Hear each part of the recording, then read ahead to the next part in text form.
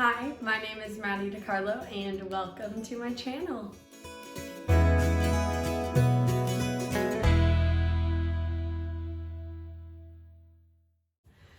Last week, I posted a video about kind of the decision and the moments leading up to deciding to wait until marriage to have sex.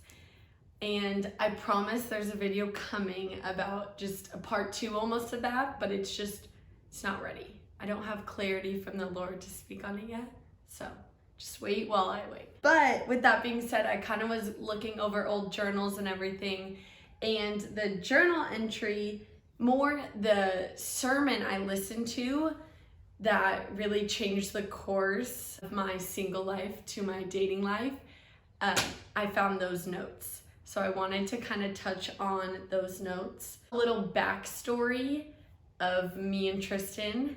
He asked me out on a date January of 2020. For those of you who don't know, we went to high school, middle school, high school together, so we already knew each other, but we didn't talk really at all throughout college years. I originally said yes, but then kind of didn't feel peace in my heart and heard the Lord kind of just say, wait on it. At that time, I really thought it meant just like wait before you start dating. I didn't know it meant like wait for Tristan. So I ended up reaching out again and basically telling him no.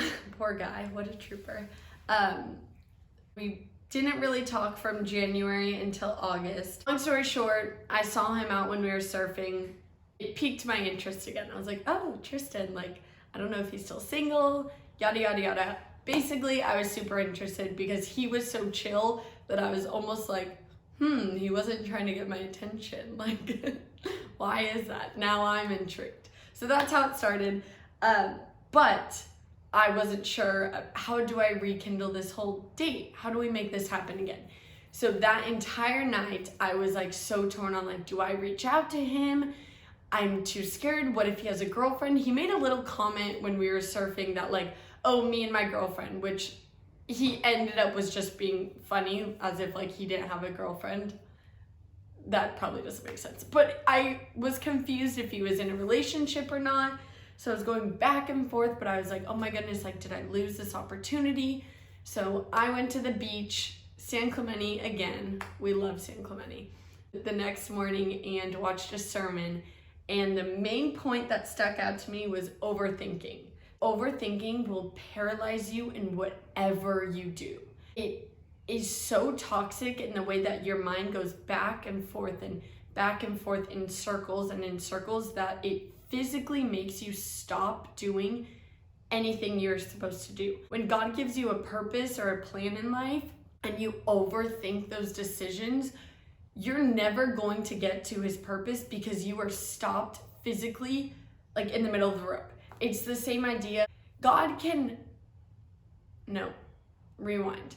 A car, if it's moving, even if it's in neutral, you, the driver sitting, can steer the wheel and it'll turn. But if it's stopped, you turning the wheel does nothing.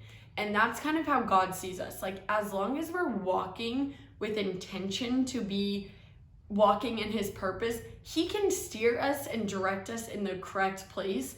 But the second we're stuck, we're like paralyzed in a moment, he can't do anything until we start faithfully walking again. He's like, yo, come on, take a step, like do something. Overthinking is the enemy's tactic to get us to just stop. God tells us in Romans 8:28 that, what does he tell us? Romans 8:28. I know I wanted to talk on it. And we know that all things, this is my favorite verse. We know that he will work together all things for the good of those who love him. Basically, he's gonna work together our lives for the good of those who love him, for the good, that something that will please us. But he can't work together our plans if we're not moving. So I just want to encourage, when you're sitting in a moment of overthinking, take a deep breath and just whatever feels most correct at the time, take that step.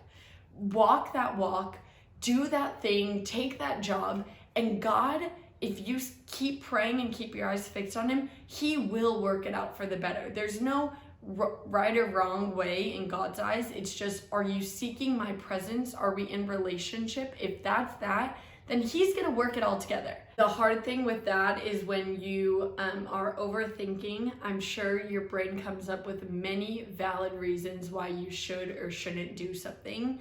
But that's where faith comes in, that you have to faithfully believe that God will work it out for the better, that he says it, so he will do it. It also takes a very brave and like courageous person to take those steps, to acknowledge, okay, I am in a moment of just solely overthinking. Let me put that aside and just go for it. It's like a leap of faith you have to take. It makes sense that it's easier to just sit in this confusing, overthinking state because at least you have control over the thoughts you're doing. Whereas when you take a step, you lose full control and it's just trusting God. But at least where I'm sitting, I'd rather be in a moment of trusting God than sitting in like an anxious, overthinking, gross state of mind. Full circle, listen to that series, and this was like literally one point of the whole sermon, but this was a point that I was like, oh gosh, God wanted me to hear that. So I listened to that, and since I work night shift, I was sleeping during the day, so I listened to that in the morning and then was like, okay, I'm gonna just text Tristan. Like, I gotta just do it. I have to take a step. And my biggest fear was, does God want me to be single still? Is there still things I need to learn in this state of singleness? I actually went to bed after because I was like, I can't deal with what he might say.